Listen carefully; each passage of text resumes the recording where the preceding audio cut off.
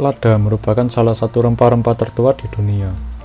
Tumbuhan lada termasuk dalam famili Piperaceae, yang terdiri dari 10-12 marga atau genus. Lada memiliki kandungan utama yaitu piperin, yang pada praktikum ini akan diisolasi. Piperin merupakan senyawa yang memiliki khasiat sebagai antiinflamasi, anti malaria, menurunkan berat badan, anti epilepsi, dan lain sebagainya.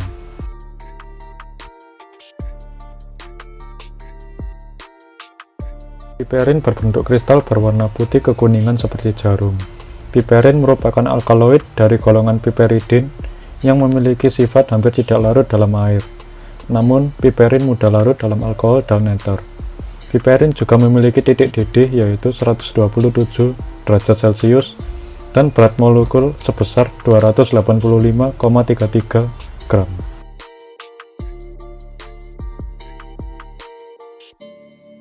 Berikut ini adalah gambar dari struktur piperin. Piperin memiliki rumus struktur yaitu C17H19NO3.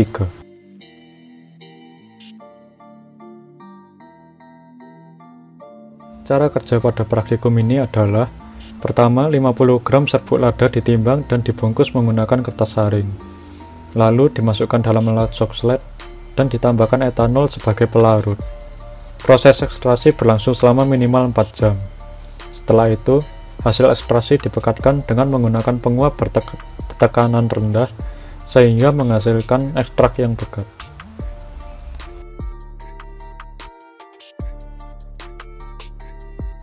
Apa itu ekstraksi?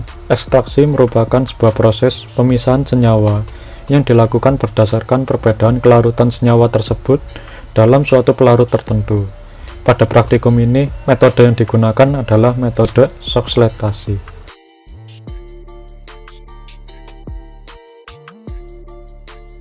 Metode ekstraksi shocksletasi merupakan salah satu metode untuk menghasilkan inhibitor organik dari bahan alam.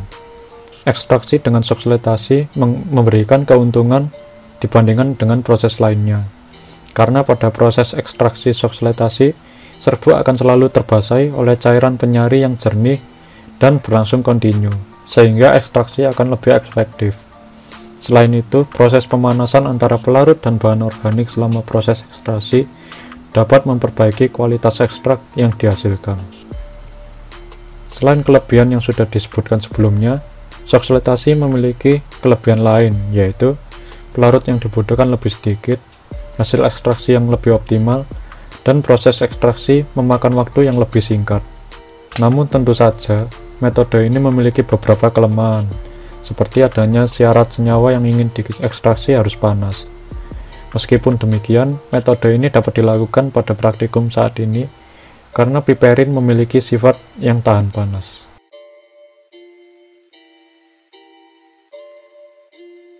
Berikut ini merupakan gambar dari alat shocksled.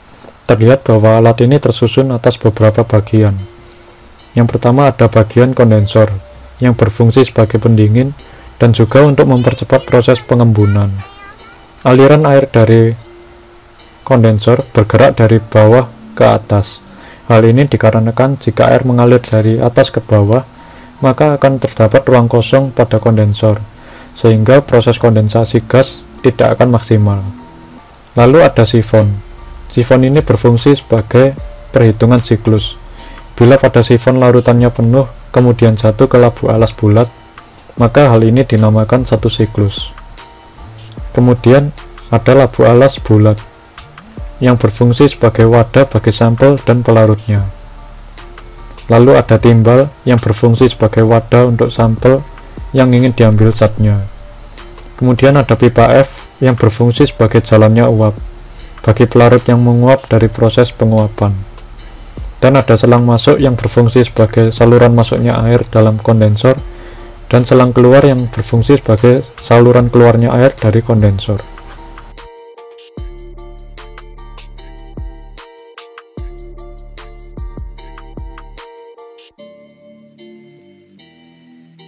Shocksletasi memiliki cara kerja sebagai berikut. Pelarut yang berada di boiling flash dipanaskan menggunakan hot plate, sehingga menguap dan masuk ke dalam kondenser. Di dalam kondenser, pelarut akan terkondensasi dan turun ke extraction chamber yang berisi senyawa yang akan diekstraksi. Keberadaan etanol dalam suasana hangat akan membuat piperin terekstraksi. Lalu ketika pelarut mencapai ketinggian tertentu, lengan sifon akan mengosongkan pelarut dan membawanya ke dalam labu destilasi. Pelarut akan menguap kembali karena suhu tinggi, sedangkan senyawa yang diekstraksi akan tetap tinggal karena memiliki titik didih yang lebih tinggi. Pada praktikum ini, etanol dan piperin memiliki titik didih yang jauh berbeda, yaitu piperin pada 127 derajat Celcius dan etanol sendiri 78,4 derajat Celcius, sehingga metode soksletasi dapat dilakukan pada praktikum ini.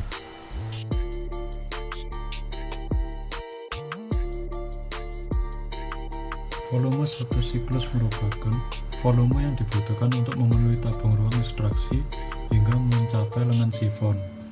Setelah volume satu siklus tercapai, lengan sifon akan mengosongkan ruang ekstraksi yang menandakan dimulainya siklus ekstraksi selanjutnya.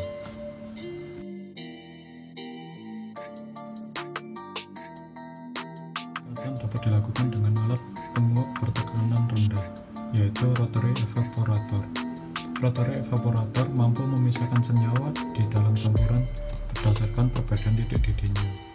Pelarut etanol dengan titik didih lebih rendah akan menguap terlebih dahulu dan menyisakan piperin yang telah terpisah dari etanol dalam boiling flash.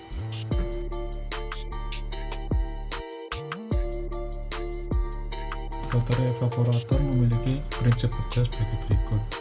Senyawa dengan titik didih lebih rendah akan menguap dan bergerak menuju kondenser. Uap senyawa kemudian akan terkondensasi di dalam kondenser dan turun ke receiving flash. Senyawa dengan titik didih lebih tinggi akan tetap berada di dalam boiling flash. Nah, berikut ini merupakan gambar dari rotary evaporator.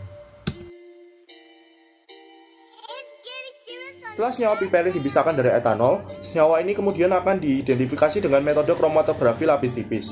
Kromatografi adalah metode pemisahan komponen penyusun suatu senyawa berdasarkan perbedaan distribusi komponen tersebut dalam dua fase yang berbeda. Perbedaan distribusi ini diakibatkan adanya perbedaan kepolaran komponen tersebut. Dalam kromatografi dikenal dua fase yang disebut sebagai fasa diam dan fasa gerak. Fasa diam adalah tempat yang dilalui oleh fasa gerak dengan membawa senyawa yang ingin dipisahkan, sedangkan fasa gerak adalah fasa yang membawa senyawa yang ingin dipisahkan melalui fasa diam. Nah, dalam kromatografi lapis tipis, fasa diam yang dimanfaatkan adalah plat tipis, di mana dalam percobaan ini plat tipis yang digunakan adalah plat silika. Kemudian dari hasil kromatografi lapis tipis dapat dilihat adanya perbedaan distribusi antara komponen dalam kromatografi lapis tipis. Nah, kenapa hal ini bisa terjadi? Ternyata hal ini dapat terjadi karena adanya perbedaan kekuatan absorpsi yang dialami oleh komponen tersebut ketika melalui fasa diam dan fasa geraknya.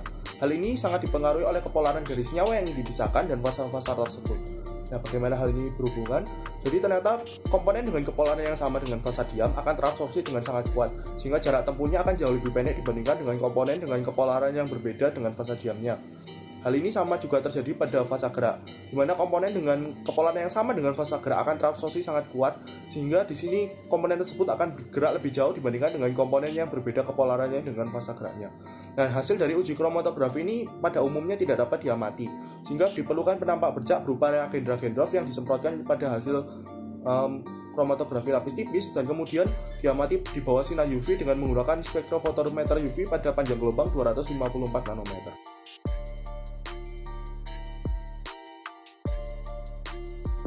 Dari gambar ini, terlihat bahwa fasa gerak berupa pelarut akan bergerak melalui fasa diam berupa plat tipis sambil membawa senyawa yang diletakkan pada garis yang dibuat dengan pensil.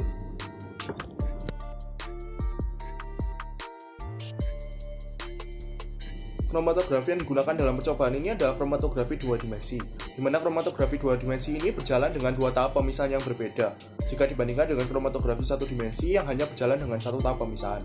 Nah, pada umumnya pelarut atau fasa gerak yang digunakan pada tahap kedua kromatografi dua dimensi merupakan pelarut dengan hasil terbaik dari hasil kromatografi satu dimensinya.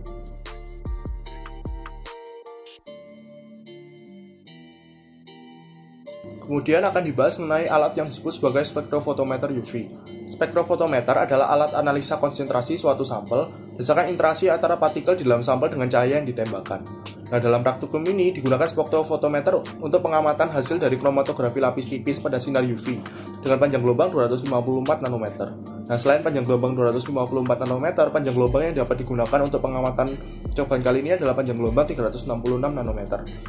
Nah, untuk membantu agar bercak hasil kromatografi lapis tipis dapat dilihat, maka di sini digunakan penampak bercak yang berupa reagen Dragendorf yang disemprotkan pada kromatografi lapis tipis.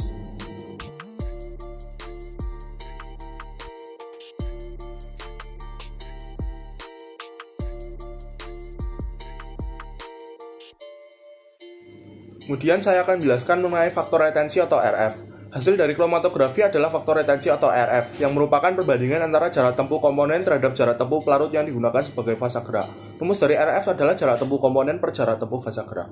Nah, dengan melihat dan membandingkan nilai RF senyawa hasil isolasi sampel dengan standar piperin, kita dapat mengetahui kemurnian dari sampel yang kita ekstraksi. Apakah sampel tersebut telah murni atau tidak, kita dapat mengetahuinya dengan membandingkan jarak tempuh dan juga bentuk bercak atau warna bercak dari yang dihasilkan oleh sampel tersebut jika dibandingkan dengan standar piperin yang ada.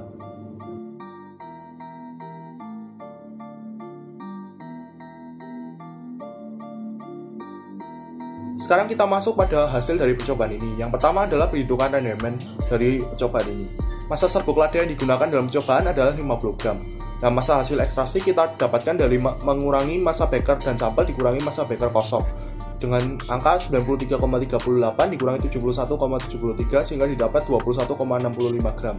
Nah, persen rendemen yang kita dapatkan senilai 21,65 dibagi 50 dikali 100%, sehingga kita mengetahui persen rendemen yang kita dapatkan sebesar 43,3%. Sekarang kami akan menjelaskan mengenai hasil kromatografi lapis tipis satu dimensi, di mana di sini senyawa yang ingin diidentifikasi adalah piperin dengan sifat semipolar cenderung nonpolar. Nah, di sini kita menggunakan 3 pelarut yang berbeda sebagai fasa gerak yang digunakan dalam kromatografi lapis tipis. Yang pertama adalah tolena etil asetat 7:3 dengan RF hasil 0,8. Yang kedua adalah heksana etil asetat 1:1 dengan RF hasil 0,909. Dan yang ketiga adalah kloroform etil asetat 3:1 dengan hasil RF 0,672. Nah, di sini heksana memiliki sifat nonpolar, tolena memiliki sifat semipolar cenderung nonpolar, dan kloroform memiliki sifat semipolar cenderung polar. Pelarut yang terbaik dan dipilih untuk digunakan dalam kromatografi 2 dimensi adalah tolena. Kenapa demikian? Di sini tolena terlihat memberikan hasil spot yang piperin berada di tengah-tengah, sehingga komponen yang berada di atas dan di bawah piperin dapat terpisah dan teridentifikasi dengan baik. Jika kita menggunakan heksana dengan sifat yang nonpolar, di sini piperin dan komponen-komponen lain yang bersifat nonpolar akan terbawa sangat jauh sehingga tidak terpisah, dan hasil di sini spotnya akan menunjukkan piperin dan senyawa lain-lainnya akan terkumpul di bagian atas sehingga tidak terpisah dengan baik. Kemudian jika kita menggunakan pelarut kloroform yang bersifat semipolar cenderung polar, di sini piperin dan komponen lain akan tertahan di bagian bawah karena fasa geraknya bersifat polar. Sehingga di sini kita bisa mengetahui bahwa jika kita menggunakan kloroform, piperin dan komponen lain di bagian bawah piperin tidak akan terpisah dengan baik. Di sini kita bisa melihat hasil gambar kromatografi lapis tipis. Yang gambar pertama atau gambar A menggunakan pelarut tolena dan etil asetat, gambar B menggunakan pelarut heksana etil asetat, dan gambar C menggunakan pelarut kloroform etil asetat. Di sini kita bisa melihat bahwa di gambar pertama terlihat pemisahan lebih jelas dibandingkan dengan gambar kedua dan gambar ketiga. Kemudian kita masuki hasil kromatografi lapis tipis 2 dimensi, di mana RF piperin dalam percobaan kromatografi 1 dimensi dalam pelarut tolena etil asetat adalah 2/3/4 sama dengan 0,575. Sedangkan RF piperin dalam kromatografi 2 dimensi dengan pelarut tolena etil asetat adalah 2,6/4 sama dengan 0,65. Kesimpulan dari percobaan ini adalah proses isolasi piperin dengan alat Soxhlet berjalan dengan prinsip ekstraksi secara terus-menerus dengan memanfaatkan sistem alat Soxhlet hingga didapatkan hasil ekstraksi yang optimal. Dari hasil percobaan, didapatkan bahwa hasil ekstraksi piperin yang didapat sebanyak 21,65 gram dengan persen rendemen 43,3%. Sistem KLT 1 dimensi memanfaatkan perbedaan distribusi komponen dalam fasa diam dan fasa gerak untuk mengidentifikasi senyawa piperin. Fasa gerak terbaik yang akan digunakan dalam KLT 2 dimensi piperin adalah tolena banding etil asetat 7:3.